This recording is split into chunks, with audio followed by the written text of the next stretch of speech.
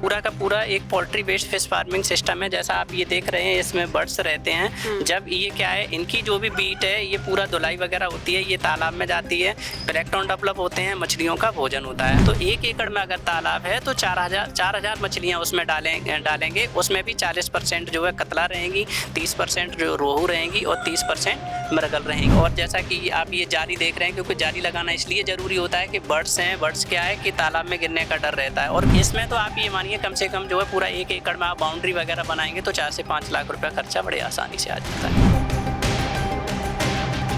नमस्कार, गांव जंक्शन पर आज हम आपको दिखाने वाले हैं इंटीग्रेटेड फार्मिंग सिस्टम IFS जिसे कहा जाता है, उसका पोल्ट्री मॉडल। अब मुझे लगता है कि गांव जंक्शन के दर्शक अच्छी तरीके से जानते हैं कि इंटीग्रेटेड फार्मिंग सिस्टम क्यों आया, इसकी ज़रूरत क्यों है। बढ़ती हुई पॉपुलेशन में खेती की ज़मीन कम हो चुकी है, एक इंच का इस्तेमाल किसानों को ऑप्टिमाइज करना है, यानी ज़्यादा से ज़्यादा लाभ लेना है। उसी कड़ी में ये सिस्टम आपके काम आ सकता है। पहली चीज़, इसे इंस्टॉल कैसे करना होगा। दूसरी चीज़, इंस्टॉलमेंट के खर्चे कम करने के लिए आपको क्या क्या बेनिफिट हो सकता है, सरकार से क्या मिल सकता है। तीसरी, क्या क्या टेक्निकल चीजें हैं जिनका ध्यान रखना है। चौथी, ये कौन कौन सी गलती है जो आपको बिल्कुल नहीं करनी है। ये सारी चीजें आज आपको पता चलेंगी। जो एक्सपर्ट है हमारे सामने है। सर, आप किस क्षेत्र में हैं और अपनी पूरी पोस्ट। नमस्कार किसान भाइयों, मैं धर्मेंद्र सिंह, विशेषज्ञ पशुपालन कृषि विज्ञान केंद्र राजा बलवंत सिंह कॉलेज आगरा से हूँ। धर्मेंद्र जी, आप मुझे समझाएं कि कितना बड़ा तालाब किसी के पास होना चाहिए ये सिस्टम इंस्टॉल करने के लिए। अगर किसान के पास में 1 एकड़ का अगर एरिया है तो 1 एकड़ में वो अगर इस तरह का अगर तालाब अगर डेवलप कर लेते हैं तो आप जैसा देख रहे हैं हमारे पास में जो बना हुआ है, ये poultry waste fish farming system है, जिसमें पोल्ट्री में भी बहुत अच्छी प्रजातियां हैं। हमारे पास कड़कनाथ प्रजाति है, जैसा कि आप लोग इसे कितने हैं ये आपके पास अभी हमारे पास 150 कड़कनाथ के जो बर्ड्स हैं, और इनकी बीट से ये अंदर पॉन्ड में मछलियां पल रही हैं। ये कौन सी वैरायटी है जो इसके कंपैटिबल है?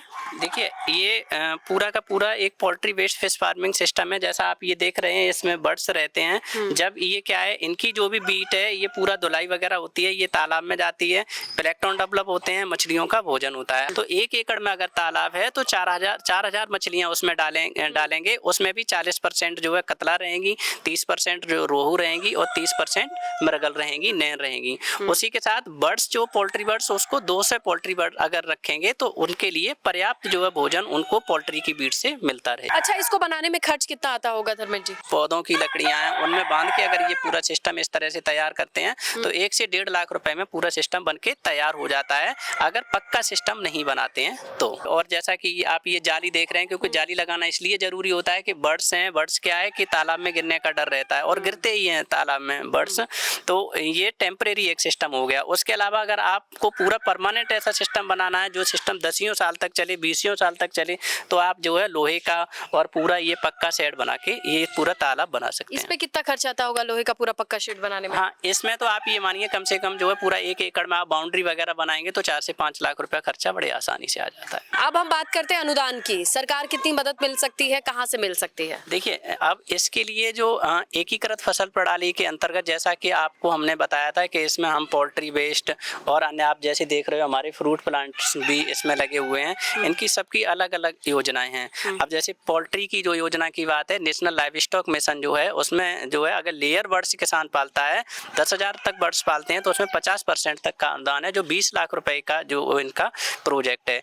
उसके अलावा फिर अब बात आती है मछली की। मछली के लिए सरकार की बहुत अच्छी योजना है, प्रधानमंत्री मत्स्य संपदा योजना। उसमें 40% और 60% तक का जो है प्रोजेक्ट में अनुदान है। बहुत सारे उसमें प्रोजेक्ट हैं, जिसमें कोई अगर महिला लेना चाहती है तो जो भी प्रोजेक्ट की कॉस्ट है उसका 60% तक का अनुदान है, या कोई SC है तो उसे 60% तक का अनुदान है, OBC या जनरल के लिए 40% तक। इसके लिए कहाँ जाए? इसके लिए प्रत्येक जनपद में मत्स्य विभाग जो है एक होता है, वहाँ EDO फिश जो बैठते हैं, तो आप हर एक जनपद में आप इसका पता कर सकते हैं। आप जो है ऑनलाइन भी ये चेक कर सकते हैं, गूगल पे प्रधानमंत्री मत्स्य संपदा योजना आप देखेंगे, आपको बहुत अच्छी उसमें जानकारी मिल जाएगी। इसके लिए कागज पत्र कितना चाहिए होता है? उसके लिए एक किसान होना बहुत ज़्यादा आवश्यक है। नंबर 1 पे Aadhaar card, PAN card, bank passbook और प्रशिक्षण का प्रमाण पत्र भी होना चाहिए। तो आपके पास अगर जो इस तरह के अगर प्रमाण पत्र नहीं है, अगर आपने कहीं कुछ नहीं सीखा है, तो एकदम अगर 10,000 पोल्ट्री बर्ड्स अगर किसी एक अनजान व्यक्ति को दे दिए जाए तो वो जो है बहुत संभालना बड़ा मुश्किल हो जाएगा। और मैं तो ये कहूँगा भी किसानों से कि आप पोल्ट्री का काम कर रहे हैं, फिशरी का काम कर रहे हैं या बकरी का काम कर रहे हैं, ये ऐसे नाजुक जीव हैं, तो इनके लिए आप किसी संस्थान से प्रशिक्षण जरूर लें। सरकार की बहुत अच्छी सुविधाएं हैं जो कि बिल्कुल निःशुल्क प्रशिक्षण जो है इस तरह के जो आयोजित किए जाते हैं। जिनको आप कह रहे हैं कि आपने बहुत छोटे चूजे, ये कौन सी वैरायटी कहाँ से मिली आपको और इनकी शुरुआती 3 महीने का क्या है हिसाब किताब? देखिए, जैसे कि कड़कनाथ की जहाँ बात आती है तो कड़कनाथ जो है वैसे तो काठियावाड़ की एक जंगली प्रजाति है और इसका पूरा बहुत अच्छा जो रिसर्च हमारे झाबुआ मध्य प्रदेश में इसका हुआ है। तो ये प्रजाति हम लोग भी शुरुआत में वहाँ से लेके आए थे। आज की अगर बात करें तो हमारे पास में ये पोल्ट्री बर्ड्स, ये कड़कनाथ बर्ड्स के साथ हमारे पास में एक हैचरी यूनिट भी है, जिसमें क्या है इनसे जो हमें अंडे मिलते हैं वो हम हैचरी में लगाते हैं। उसके बाद में क्या है चूजे डेवलप होते हैं और वो किसानों को जो भी सुविधा अनुसार जो है सेल परचेज का भी यहाँ से भी हमारे कृषि विज्ञान केंद्र के माध्यम से। कितने में मिलता होगा एक चूजा? 1 डे 2 डेज का अगर चूजा है तो 50 रुपए कॉस्ट लगभग रहती है। अगर 1 मंथ का अगर आप चूजा लेंगे तो लगभग 100 रुपए का कड़कनाथ का चूजा पड़ता है जाके। अच्छा, 3 महीने तक क्या ध्यान रखना है इनका? देखिए 3 महीने तक सबसे पहले तो ये है कि इनमें एक ब्रूडिंग सिस्टम बहुत ज़्यादा जरूरी है कि इनको जब चूजा निकल के तैयार होता है तो उनको ब्रूडिंग का मतलब होता है कि एक टेम्परेचर इनको जो है एक सामान्य टेम्परेचर पर रखना। उसके बाद में क्या है शुरुआत में प्री स्टार्टर देना होता है, फिर उसके बाद में स्टार्टर देना होता है, उसके बाद में फिनिशर देते हैं। ये बहुत साइंटिफिक चीज़ें हैं। जब भी जो किसान अगर प्रशिक्षण अगर लेता है तो उन्हें सारी चीज़ें जो है बताई जाती हैं, जिसमें क्या है डीवर्मिंग भी रहता है, इनको जो है मल्टीविटामिन्स का भी रहता है, इनको पानी का, दाना का, ये सारी चीज़ें जो है सिखाई जाती हैं। चीजें सीखे बिना नहीं की जा सकती। एक बात बहुत किसानों के लिए जो है जरूरी है कि जो भी काम करने जा रहे हैं ब्रीड पर भी बहुत ज़्यादा ध्यान देना है। जैसे आप सभी लोग जानते हैं कि कड़कनाथ का जो मीट होता है उसका कलर भी ब्लैक होता है, प्रोटीन का परसेंट है वो भी बहुत अच्छा है, कोलेस्ट्रॉल कम है इसमें, तो इसकी बहुत अच्छी ये विशेषता है। अगर कोई किसान जैसे लेयर बर्ड की हमने बात कही, अगर अंडे के उत्पादन के लिए अगर पालना चाहता है तो CARI जैसे मैंने आपको नाम बताया था, तो इसमें क्या है हमारे सेंट्रल एवरी रिसर्च इंस्टीट्यूट नगर बरेली की सोनाली बहुत अच्छी प्रजाति है, आप वो रख सकते हो। फ्री रेंज में रखना चाहते हो तो निर्भीक प्रजाति बहुत अच्छी है, निर्भीक प्रजाति आप रख सकते हो। तो ये महत्वपूर्ण बिंदु हैं किसानों के लिए पोल्ट्री वेस्ट फिश फार्मिंग के लिए। पोल्ट्री तो क्या उनको भी पाल सकते हैं ऐसे पोल्ट्री वेस्ट से मछलियों के साथ? हाँ बिल्कुल पाल सकते हैं, कोई दिक्कत नहीं। हाँ बिल्कुल पाल सकते हैं। तो कुछ इस तरीके से अगर आप पोल्ट्री फार्मिंग में हैं तो इन छोटी छोटी चीजों का ध्यान रखना है। जाते जाते धर्मेंद्र जी आप मुझे बरसात और आने वाले मौसम को लेके कोई टिप दीजिए जो किसान पोल्ट्री या फिशिंग कर रहे हैं। जी देखिए, पोल्ट्री में और फिशरीज में मौसम का बड़ा ही महत्व है। जो बरसात का मौसम है इस समय बर्ड को सबसे पहले तो बर्ड्स को भीगने से बचाएं। उस जब पोल्ट्री बीट पे जब फिश फार्मिंग होती है, जब बीट इसमें जाती है तो ऑब्वियसली बात है कि अमोनिया बनने के चांसेस रहते हैं। तो या तो इस तरह की व्यवस्था में किसान एरिएटर लगवा दें जो कि पानी को जो है हवा में उछालते हैं, ऑक्सीजन जो है ऑटोमेटिक जनरेट होती रहेगी।